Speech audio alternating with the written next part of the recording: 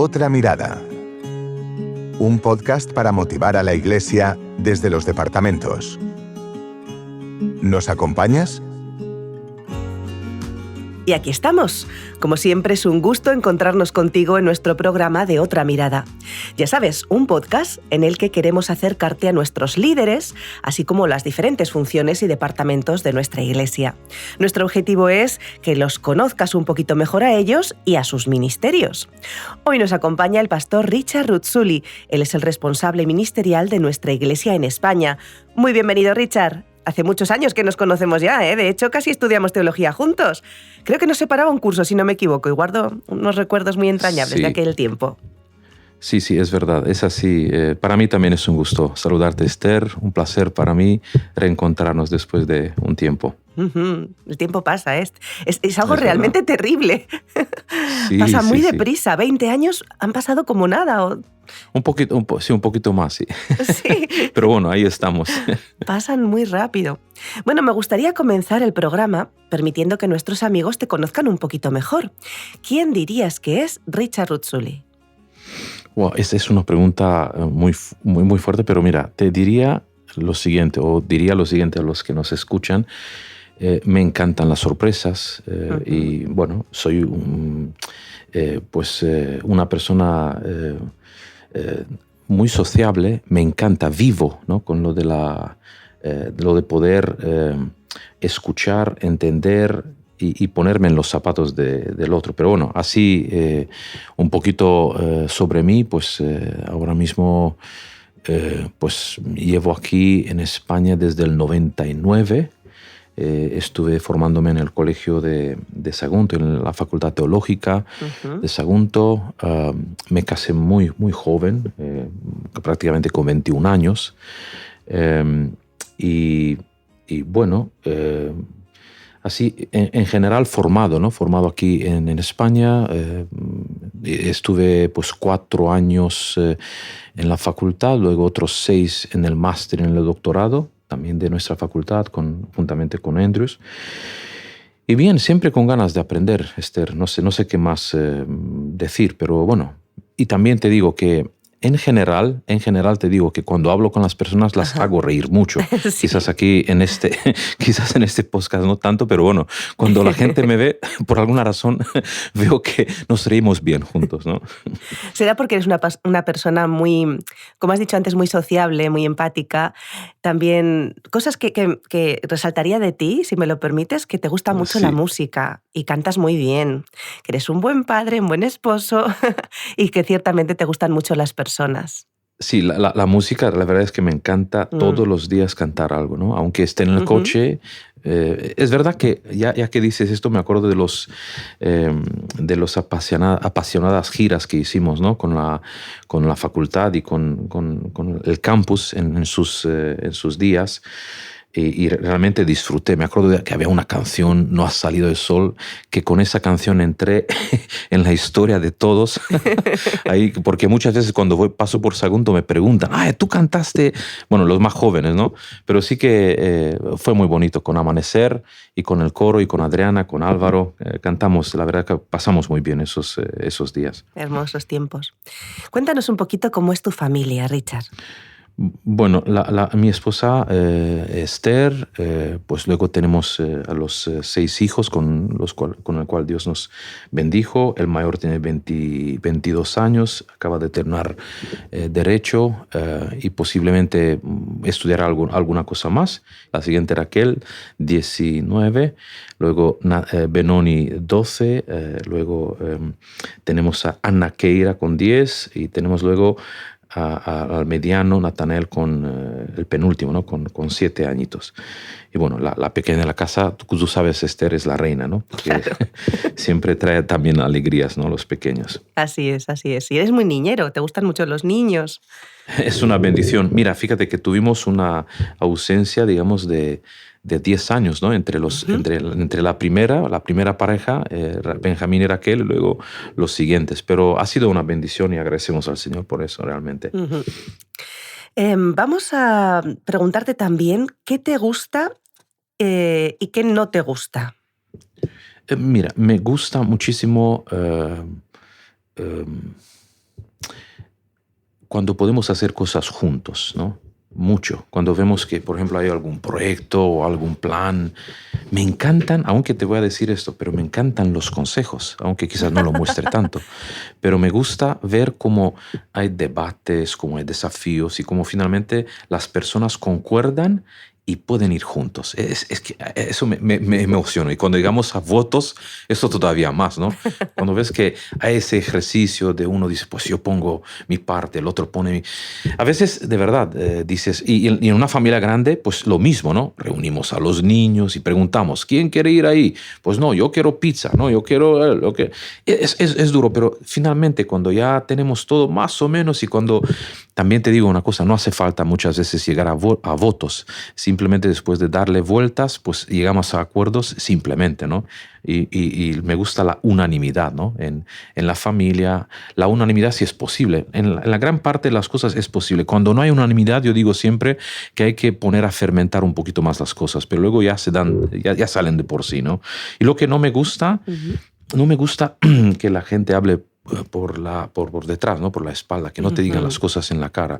Aunque es duro y aunque puede causar pues así un poco de heridas y tal, pero yo prefiero que la gente te diga las cosas en la cara. Mira, no me gusta porque eres bajito, no me gusta porque estás así, no me gusta tu voz, ¿no? Me acuerdo una vez que recibí en el despacho a una persona y fíjate, la primera cosa que me dijo, dice, eres antipático. Digo, oye, felicidades, digo, felicidades porque... Pero digo, y tuve tanto interés para saber por qué me dice esto, porque nunca he hablado con esa persona, ¿no? Pero dije, no, es que... Y siempre pero vas bueno, con una sonrisa. Después de hablarlo, la cosa quedó mejor, pero me gustó la franqueza y creo que todos ganamos cuando decimos las cosas de frente, por supuesto, con atención, con amor, con cariño, pero ganamos más. Y lo que no me gusta es eso, porque cuando alguien habla por detrás o dice cosas por detrás, se está hiriendo a sí mismo, porque se está construyendo una historia que en realidad no existe, ¿no? Y tú, si dices, si tienes algo que decir, le dices a la persona, y cuando hablas con la persona, tú verás, oye, es que se aclara todo, porque encuentras la información, encuentras el origen, encuentras el problema, encuentras la causa, y entonces todo se puede aclarar mucho mejor. Así que esa sería la cosa que quizás te dije, ¿no? Me gusta ser sociable, pero también entiendo que tengo que ayudarme a mí mismo y ayudar también a otros a que tengamos el valor de decir las cosas delante de las personas, ¿no? Siempre con amor, con cariño, con respeto, amén. pero Así sí, es. hay que decir las cosas, claro que sí. Muy bien, Richard. Pues ya te conocemos un poquito más y ahora vamos a hablar acerca del departamento ministerial. ¿Qué es exactamente este departamento ministerial? Sí, mira, esta asociación, pues, mira, ¿qué prefieres? ¿Que te lo diga oficialmente o popularmente? Pues para que lo entendamos. Mira, popularmente. mira, a ver, oficialmente te digo eso, que la asociación reúne informaciones relativas al trabajo, problemas de los pastores, forman un medio de compartir las informaciones, capacitan a los pastores, pero especialmente... la asociación ministerial está formada por una comisión ministerial de 12 pastores pues, experimentados, donde también están los administradores de nuestra unión. Y ahí juntamente pues, deliberamos sobre todo lo que tiene que ver con el bienestar, la marcha, el trabajo, las preocupaciones de los pastores a nivel nacional. Pero así, más popular, digamos, el ministerial pues, es el que se encarga de pastorear y de motivar a sus colegas, ¿no? Entonces, cuando hay algún tema, pues sea consulta, pues llaman al ministerial, ¿no? Y ahí se habla y tratamos y vemos perspectivas y oramos juntos y visitamos a las iglesias y damos indicaciones. También nos enfocamos mucho en el tema de los que comienzan el ministerio, de todo lo que significa el trayecto desde la salida de la facultad hasta la entrada, hasta los 7 años que normalmente son los normales, ¿no? Para cumplir la ordenación al ministerio, la consagración para, digamos, para toda la vida, ¿no? Para este servicio. Entonces es bastante amplio, pero más o menos espero haber alcanzado un poquito de explicar. Es un poco el soporte, ¿no? El soporte de los pastores. Cuando ellos tienen alguna duda, alguna pregunta, algún problema, pues ahí está el ministerial para soportarlo, suena mal, para apoyarles, ¿no? Ahí está. Muy bien. Oye, ¿cómo y cuándo nació este ministerio, esta asociación. Es que antes he dicho departamento, no es un departamento, ¿verdad? Sí, es una asociación, por supuesto, porque es organizada, ¿no?, como una asociación, porque sirve a los ministros en todos los niveles de la organización de la Iglesia e incluye a todos los que ministran en nuestros departamentos. Es decir, el ministerial ministra a todos los pastores, incluso los que tienen responsabilidad ahora mismo en departamentos o incluso en administración, ¿no? Entonces está pues enfocado en todas esas áreas y esta asociación ministerial, ¿no?, es interesante, fue formada en la Asociación General en el año 1922, el 26 de mayo, y el primer presidente de la asociación ministerial, o secretario ministerial, mejor dicho, porque E.J. Daniels fue uno de los presidentes de la asociación ministerial, pero fue durante 21 años elegido como primer secretario ministerial, ¿no? Entonces, pues más o menos por esos tiempos. Pero en principio, el porqué de esta asociación es, como primera prioridad, es la de dar de animar, de motivar la fe personal del ministro de Cristo, ¿no? Porque incluso en esta área, digamos que la ministerial vela para que más allá de que el pastor haga un buen trabajo, que no se profesionalice tanto o que no se haga tanto trabajo en una área, olvidando que el pastor también tiene una parte espiritual que alimentar, una parte espiritual que fortalecer, y que si el pastor esa área no la desarrolla, pasando tiempo con Jesús, desarrollando los dones del Espíritu Santo, pues tú puedes cumplir, ¿no?, incluso como un administrador o como un buen incluso evangelista, pero tú tienes que tener una parte espiritual que cuidar, ¿no? Entonces, la ministerial intenta, a través sea de retiros espirituales, sea de encuentros personales, sea encuentros de zonas, pues fortalecer esa área espiritual y también responder a esas inquietudes que pueden surgir a raíz de la doctrina y del avance de la misión en diferentes lugares, ¿no? Porque nuestro país, España, es grande, es amplio, las diferencias son enormes de una parte a otra. Y entonces, aunque seamos una asociación de unos 83 pastores, pero también tenemos nuestros desafíos en cada comunidad autónoma, ¿no? Claro. ¿Y cómo se articula dentro de la administración de nuestra Iglesia esta asociación ministerial? Sí, digamos que la asociación ministerial, especialmente en cuanto a los quinquenios, ¿no?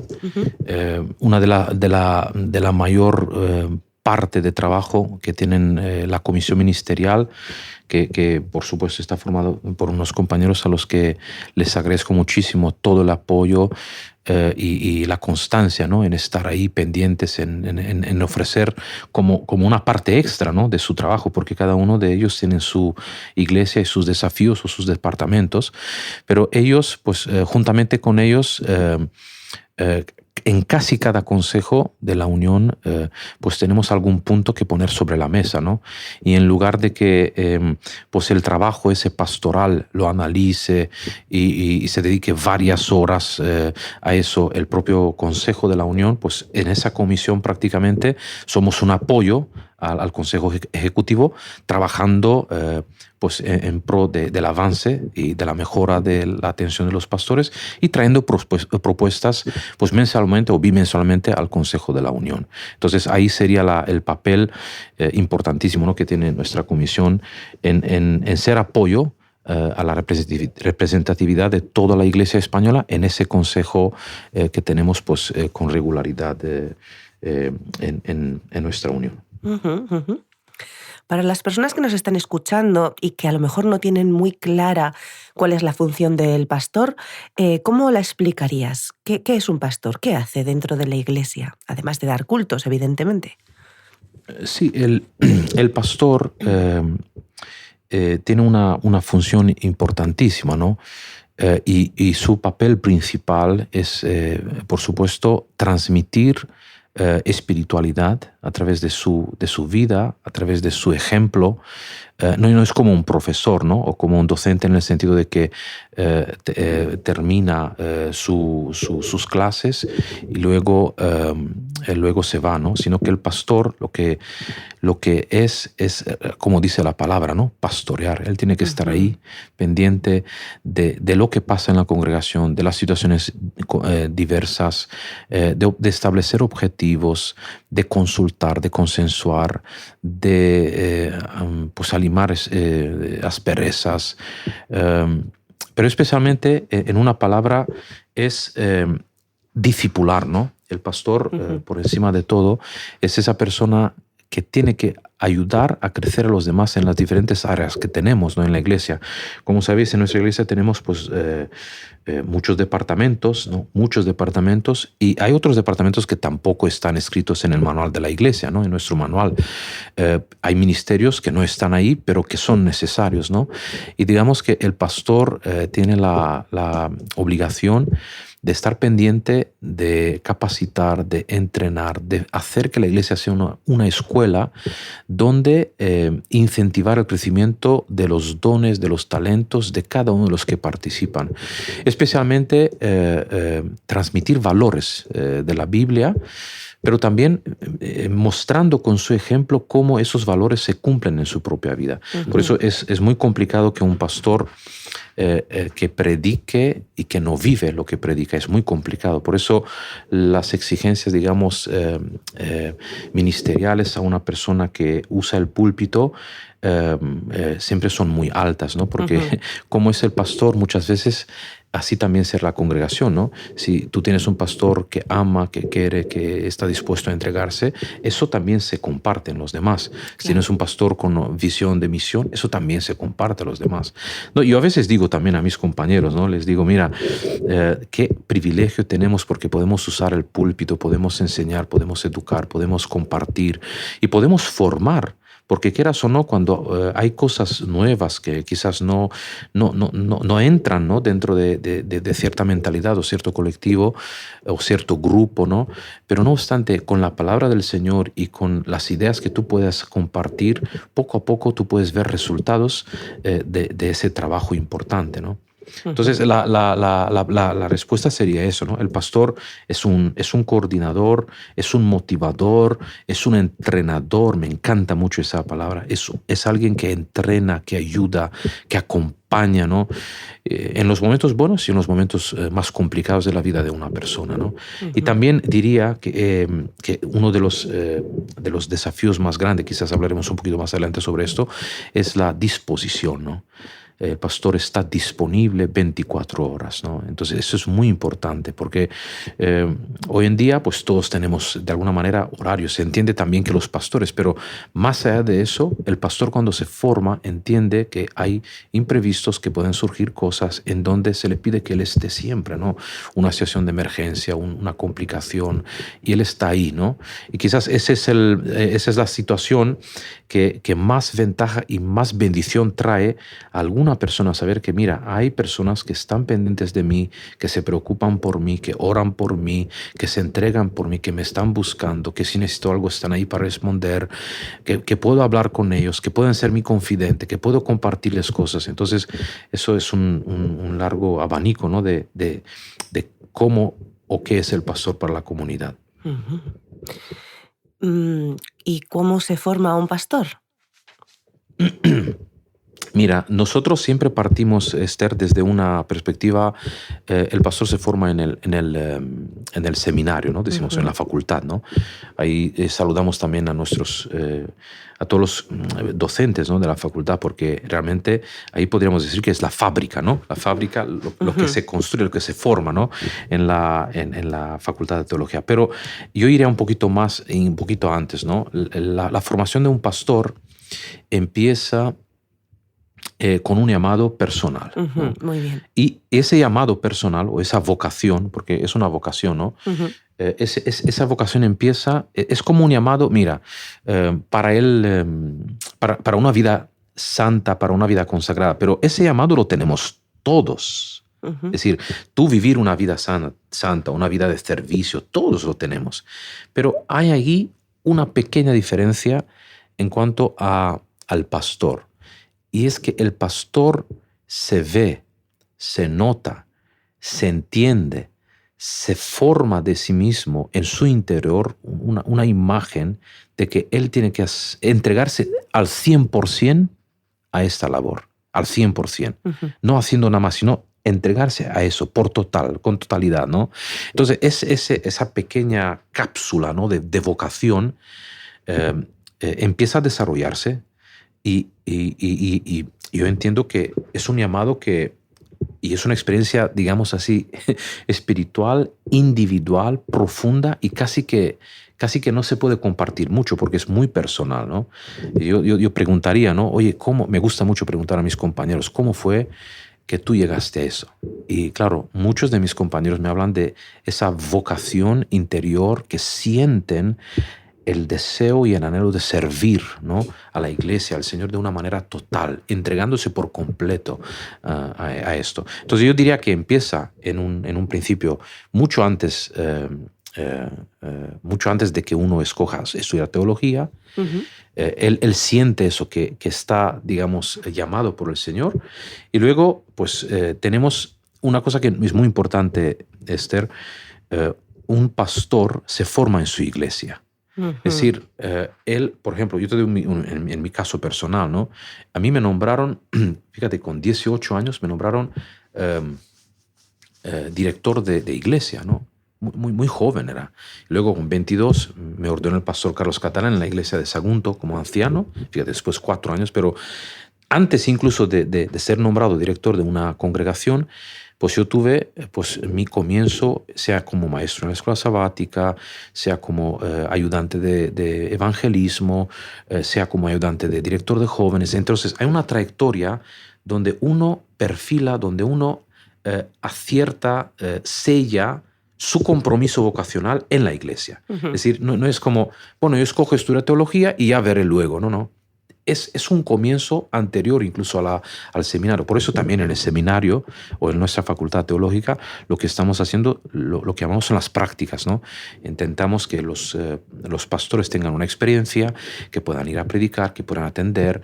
Y realmente es un largo proceso. ¿Sabes por qué, Esther? Porque hay personas que realmente cuando se encuentran con la realidad de la iglesia dicen, pues mira, me gusta servir, me encanta predicar, pero no quiero ser pastor, ¿sabes? Ujú. Entonces, tú puedes tener una vocación, pero esto se va a ir perfilando y creciendo, ¿vale? Ujú. Y creciendo.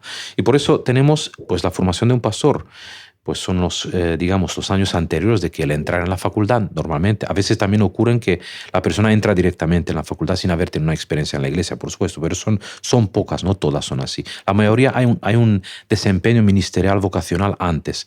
Y luego el pastor entra en la facultad los 4 años, después entra en un periodo, una vez que recibe un llamado por parte de la asociación o de la unión, en nuestro caso, el pastor se ofrece y dice, mira, el estudiante, ¿no?, en este caso, mira, voy a terminar mis estudios, estoy con el máster, en este caso en el 5º año, me ofrezco a la obra. Entonces la comisión ministerial estudia ese ofrecimiento y en función de las necesidades del campo le hace un llamado. Entonces empieza ahí la gran aventura, 2 años de un periodo de prácticas, 2 o 3 años, y luego pues 4 años en funciones de pastor autorizado, que luego culmina en una dedicación, lo que nosotros llamamos la oración de ordenación o congregación, un programa especial para la vida del pastor y de su esposa y de sus hijos, donde se pone, digamos, el sello de la iglesia a nivel pues nacional, en cuanto se reconoce pues la disposición del pastor en servir, ¿no?, a la iglesia y a la misión. Ujú. ¿Cuáles dirías que son los desafíos más importantes que va a enfrentar un pastor en su ministerio? Sí, mira, esta pregunta es buena. Yo tengo una palabra. Es verdad que mira, Esther, yo llevo, pues es mi 6º año, ¿no?, como secretario ministerial. Ujú. Y es verdad que pueden haber muchos desafíos, pero uno de los más importantes es saber encajar y prepararte para los imprevistos. La vida de un pastor está llena de imprevistos, porque tú puedes tener un horario, un plan, pero al trabajar con personas, todo cambia. Solamente por decirte una cosa, ¿no? Tú tienes un planteamiento, por ejemplo, tienes una situación tensa en una familia, intentas reconciliar las partes, de repente todo va bien y luego a poco tiempo otra vez se está rompiendo. O estás dando unos estudios bíblicos, preparas a una persona, llevas con ella pues 1 año o 2 años de preparación y al final la persona pues puede decir, mira, voy a pensarlo un poquito más y no llega a lo que nosotros llamamos la culminación de esa obra, ¿no? Como en este caso pues sería el bautismo o afianzarse más en la vida de la iglesia. Hay personas que o están, mañana no están, y el pastor, frente a esos imprevistos, a esos cambios repentinos, pues puede entender que su trabajo no tiene compensación directa y visible, ¿no? Muchas veces, pues el trabajo del pastor es un trabajo en donde hay cosas pequeñas, muchas, ¿no? Como si fuera una llamada o alguien que te llama para hacer una oración o algún estudio bíblico o alguna duda o alguna respuesta que tienes que dar porque hay algún interés en cuanto a eso. Eso pues son cosas pequeñitas que forman la agenda de un día, pero luego mirando para atrás no ves algo en concreto, ¿no? Y entonces, aunque el pastor tenga un plan, yo siempre aconsejo, ¿no?, a mis compañeros de que podamos tener planes generales, sepamos por dónde queremos ir, qué queremos hacer, pero que también que desarrollemos la flexibilidad frente a los imprevistos, ¿no? Que no seamos, porque realmente es un problema. Y por eso digo que un pastor para formar su vocación, ¿no? Un pastor o una pastora para formar su vocación, para formar su rumbo, ¿no? Tiene que saber cómo manejar los imprevistos. Tú sabes, Esther, que la vida mediana, ¿no? La media, ¿no?, de la vida de un pastor, ¿no? Es de 14, 15 años, ¿no? Estos son estudios, ¿no?, que se han hecho y que están comentando eso y también que están poniendo pues, el servicio del pastor como uno de los trabajos con riesgos, ¿no? Y precisamente creo que es por eso, ¿no? Al no tener un horario concreto, ¿no? Si te ama alguien con un problema, tú tienes que atender. Esa es tu labor, es tu persona. Entonces, a veces conjugar esto con las obligaciones familiares, conjugar esto con todo lo que esto implica, pues a veces es complicado, ¿no? Pero por eso digo, hay que tener objetivos, por supuesto, pero que no seamos tan rígidos. Y eso también se aprende poco a poco. Por eso creo que es muy importante en el acompañamiento de un pastor, cuando él empieza a pastorear, que pueda mirar a ver cómo hace el más veterano, cómo hace eso, ¿no? Y por supuesto, si tú lo apuntas, si tú ves y tú entiendes, es un crecimiento. Realmente me gusta mucho la palabra presbíteros, ¿no? Anciano, ¿no? Porque realmente un pastor es un presbítero, es un anciano.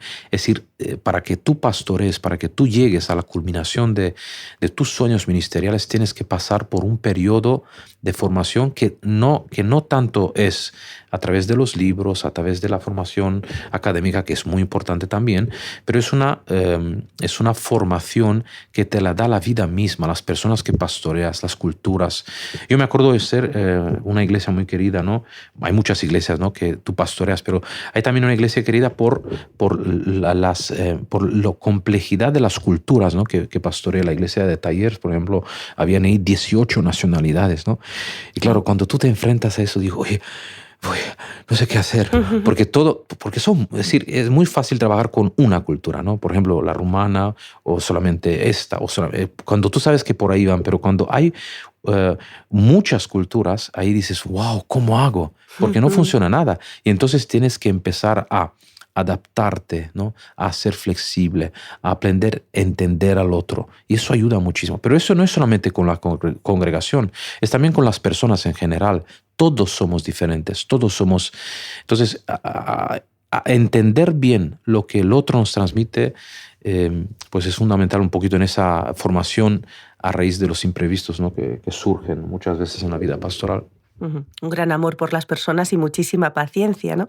Y Así supongo que es es. muy importante también la formación de la iglesia, de los ancianos que ayudan al pastor, y que el pastor aprenda a delegar, porque si no, realmente sí que es cierto que el amor a las personas es importante y la paciencia también, y que el Señor está ahí con él, pero las personas nos podemos llegar a quemar, ¿no? Cuando trabajamos 24 horas sobre 24 y te llama alguien a las 2 de la mañana y a las 5 de la mañana, ¿no? Es complicado. Entonces, Sí, delegar es importante para un pastor también, sí, formar a su iglesia. lo que tú dices, Esther, esto es fundamental, la verdad. Es decir, una ayuda maravillosa, una ayuda increíble, una ayuda sin igual la dan los ancianos, ¿no? Las ancianas, los diáconos, las diaconisas, ¿no? Ellos forman parte, ¿no? de ese grupo ministerial. Y entonces, sin los diáconos, sin las diaconisas y sin ese cuerpo de ancianato, eso no podría ser viable. El pastor no puede, no hay manera. Y es tan interesante esto porque en Hechos 6, ¿no? Cuando hablan de que hubo problemas en la primera iglesia, la iglesia apostólica, la primera iglesia, la iglesia que Cristo fundó, ahí apareció la idea de que los apóstoles reconocieron que no pueden avanzar si no hay un cuerpo de personas en las que ellos puedan delegar funciones, ¿no? Entonces, también eso también es cierto. Lo que estás diciendo también puede ser un error a considerar en cuanto a nosotros como pastores y pastoras, porque entiendo que cuando uno quiere asumirlo todo, pues se va a equivocar muchas veces. Pero es importantísimo colaborar, delegar. Es tan bonito cuando tú ves que hay personas que te apoyan. Yo me acuerdo muchas veces en situaciones delicadas, sensibles, cuando tenía algún anciano o alguna anciana a mi lado, oye, me apoyaban y me decían, oye, tómate con calma esto. Mira, esto, es decir, la preparación prácticamente de todo lo que ocurre está en buena medida al anciano, ¿no? Al anciano, a la anciana que está ahí. Así que te agradezco mucho hacer esta mención, que sin duda alguna el pastor, si no aprende a delegar, pues finalmente va a terminar muy cansado. Así que ahí están, la mano derecha e izquierda, ¿no? del pastor. Es como Aarón y Ur para Moisés, ¿no? Y siempre tengo esa imagen, el que mantiene pues en alto la vida pastoral, el trabajo del pastor, son sus apoyos directos, ¿no? En este caso. Me gustaría preguntarte también, Richard, ¿cómo es el ministerio de una mujer que se dedique al pastorado, al servicio, a la iglesia en este sentido? Sí, yo siempre digo eso. Me encanta muchísimo el libro de Joel, ¿no? Joel capítulo 2, cuando dice que Dios en los tiempos finales derramará su espíritu sobre hombres, mujeres, sobre siervos y siervas, sobre jóvenes, Es decir, ahí está indicando, ¿no? que quien llama siempre es el Señor, ¿no? En este caso tenemos pues el gran privilegio en nuestra Unión Adventista Española de tener pues compañeras pastoras que están haciendo una labor impresionante. Y bueno, animamos, ¿no? desde nuestro foro, pues siempre en esa línea, ¿no? a las personas que sienten el llamado, en este caso a las pastoras, ¿no? Que tienen esa vocación, que se formen y que se animen y que vayan adelante, ¿no? en esa misión que Dios les ha dado, porque realmente así como el Señor llama, pues en este caso a los hombres, llama a las mujeres, y es interesante, ¿no? que nuestra profetisa, la hermana White, habla bastante, ¿no? sobre lo importante que es la labor de la mujer, ¿no? en el ministerio, porque hay lugares y hay personas que por la capacidad y la habilidad que las pastoras tienen, pueden alcanzar y pueden hacer una obra maravillosa en ese sentido. Bueno, en nuestra iglesia las mujeres no se ordenan, pero sí están autorizadas, o sea, de modo que hay mujeres que hacen pues esa función también. Exactamente. A mí me gustaría solamente decir que entre la autorización y la ordenación, pues hay una mínima diferencia. Tanto el pastor autorizado como el pastor ordenado goza del respeto y de la autoridad y de los privilegios, ¿no? por igual que la iglesia ofrece, solamente que el pastor autorizado pues tiene sus funciones completas como un pastor ordenado, pero está siempre restringido a la iglesia en la que está, ¿no? en la que está sirviendo. Puede ser 2 o 3 o 4, ¿no? Y en el caso de un pastor ordenado, pues es un pastor que sirve pues a nivel mundial, ¿no? en cualquier lugar. Pero es simplemente una cuestión de que nosotros la vemos como terminología administrativa, pero reconocemos el papel y el rol de cada uno ahí donde el Señor te ha puesto, ¿no? En el lugar que corresponda a cada uno. Como mujer y teóloga tengo que decir que siempre, yo creo que las mujeres que conozco que son pastoras siempre han podido sentir ese cariño y ese respeto por parte de sus compañeros, y eso es algo muy importante, y ese apoyo, ¿no? Esa fuerza, ese apoyo, esa unidad entre pastores sin hacer diferencias, ¿no? Porque ciertamente pues es el Señor el que llama, y Él sabe a Sí, qué llama a cada uno, ¿no? Y de qué forma y en sí, qué lugar y sí. cómo y dónde, ¿no? Exacto. Yo sé, mira, aprovechando esta oportunidad, solamente decir que tenemos desde la Asociación Ministerial, en este caso desde la división, preparando un congreso de formación especialmente destinado a las mujeres pastoras, líderes, departamentos, personas que están pues, en diferentes cargos, sea de instituciones, es decir, todas las personas, las mujeres que tengan una vocación ministerial en ese sentido, en el mes de febrero del año 2024. Así que en esa línea pues vamos también pues ayudando, fomentando, reconociendo, ¿no? Esa función que todos tenemos juntos, que es la de proclamar y de ganar almas para Cristo, ¿no? Y de entender que unos por un lado tienen pueden alcanzar a unas personas, a algunos sectores, y otros por otro lado, otras pueden alcanzar lugares y espacios, y juntos, ¿no? Pues avanzar el reino de Dios. Ujú, eso es, un equipo, somos un equipo del Señor. Exacto, exacto. Y bueno, equipo y equipo grande y también llamado por el Señor son esos soportes que tiene el pastor en su hogar, sobre todo su esposa o su esposo, pero ¿qué desafíos enfrenta la familia del pastor como familia pastoral? Porque supongo que no debe ser muy fácil, ¿no? Bueno, a veces son las exigencias, ¿no? Que uno tiene, ¿no? Porque los pastores, es verdad que cuando tú dices pastor o pastora, ¿no? Ya tienes ahí un nivel muy alto, ¿no? Ahí está la persona, es el portavoz, ¿no? El que transmite la palabra del Señor, ¿no? Y entonces hay muchas exigencias que se ponen encima, ¿no? De cómo deberían ser pues, los hijos, cómo deberían portarse, cómo debería ser cómo deberían vestirse. Bueno, un montón de situaciones que a veces pueden ser desafiantes, ¿no? Para la familia pastoral. Y yo digo que sería también la otra parte, las mudanzas, ¿no? Los traslados, la disposición de estar pues disponible pues a marchar en la obra. Nosotros podemos servir aquí ahora, pero luego tenemos que ir y estar dispuestos en ir a otras partes. Y entonces todo lo que esto implica para la familia, porque es mucho, especialmente cuando pues hay trabajos por el medio de parte de la esposa, hay trabajo por el medio o del esposo, hay trabajo, hay niños escolarizados. Entonces son desafíos grandes que una familia pastoral recibe. Pero por encima de todo, por ejemplo, hablando de los niños, ¿no? Un niño que va a la iglesia, oye, pueden haber cosas que él escuche, ¿no? De lo que se puedan hablar de sus padres, porque en este caso el padre está ahí, ¿no? Y pueden haber pues errores que algún padre o madre como pastor, como pastora pueden hacer. Entonces esto siempre llega, ¿no? Siempre llega pues al niño y lo puede pues un poquito pues resentir, ¿no? Uh-huh. Es verdad que una de las cosas que nosotros hacemos y recomendamos en casa como familia pastoral es siempre destacar lo mejor de la iglesia, ¿no? Siempre Uh-huh. ofrecer lo mejor de la iglesia.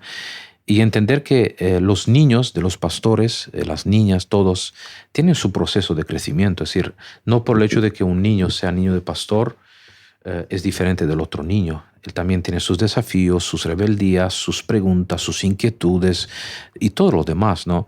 Entonces los niños también tienen que pues sentir, ¿no? Que la iglesia pues es su iglesia, no es solamente la iglesia de papá o la iglesia de mamá, es la iglesia donde yo estoy, donde formo parte. Pero sí que desafíos hay, ¿no? En cuanto a la familia del pastor. Yo diría esto, ¿no? La adaptación, las mudanzas, los traslados, las exigencias que a veces se imponen a la familia, ¿no? Y bueno, es un poco complejo. Realmente me siento muy sensibilizado con esta pregunta, Uh-huh. Esther, porque es duro, ¿no? Pero yo siempre he dicho, ¿no? Siempre he dicho eso, Esther. Si la familia de un pastor, si la familia no está en condiciones, si la familia no está bien, pues eso se reflejará luego finalmente en la vida de la iglesia, ¿no? Entonces, por un lado, el pastor tiene la mayor obligación de cuidar, ¿no? De cuidar, de hacer todo lo posible y equilibrar las exigencias, ¿no? Porque a veces se dice, ¿no? Que el pastor, como la iglesia es su trabajo, ¿no? Y como empiezas a amar la iglesia, empiezas a dedicarte y empiezas a veces también puedes ir del otro lado, ¿no? De descuidar tu círculo íntimo, tu círculo más pequeño. Entonces, sí que se necesita mucha sabiduría y también yo lo que diría es que a veces comentar, por ejemplo, el calendario, la agenda, hacer participar a la familia, a los hijos de lo que está pasando, de los campamentos, de alguna campaña de evangelismo, de una lectura bíblica, eso ayuda mucho para que la familia sea involucrada, ¿no? en la vida de la iglesia. Y que no sientan que es algo aparte, ¿sabes? Que eso es de papá o eso es de mamá, eso no, es algo nuestro como familia ministerial, nos pertenece a nosotros, es nuestra iglesia. Bueno, el pastor cuida de la iglesia, cuida de su familia. ¿Y de qué manera puede cuidar la iglesia a sus pastores y a las familias pastorales? ¿Qué propuestas prácticas podríamos decir? Porque ciertamente tiene que haber esa unidad y ese cariño recíproco, ¿no? Para que funcione. Sí, es verdad. Bueno, mira, nosotros siempre intentamos por lo menos una vez al año, cada segundo o tercer sábado, depende un poquito varían un poco las fechas, pero cada mes de octubre es lo que se llama el mes del pastor a nivel mundial, ¿no? Y ahí tenemos pues un día en donde de alguna manera queremos pues orar por la familia pastoral, mostrarles nuestro aprecio. Yo me acuerdo una vez en una iglesia, no lo sabía, porque también hacían sorpresas, ¿no? Pero me acuerdo muy bonito que han hecho una tarta en forma de Biblia. Y cuando entré, qué sorpresa he tenido. Siempre me acuerdo de esa. Es decir, te sientes bien cuando los demás te aprecian. Porque yo he dicho que el aprecio para un pastor es fundamental, ¿no? Y aunque te digo una cosa, aunque uno dice, bueno, el pastor hace bien su labor, ¿por qué se lo voy a decir? No se lo voy a decir para que no se enorgullezca y tal, pero te hace bien, ¿no? Te hace bien decir, oye, gracias por el culto, oye, gracias por haberme visitado, oye, gracias por estar a mi lado, ¿no? Un poquito, porque eso finalmente motiva al pastor, ¿no? Claro.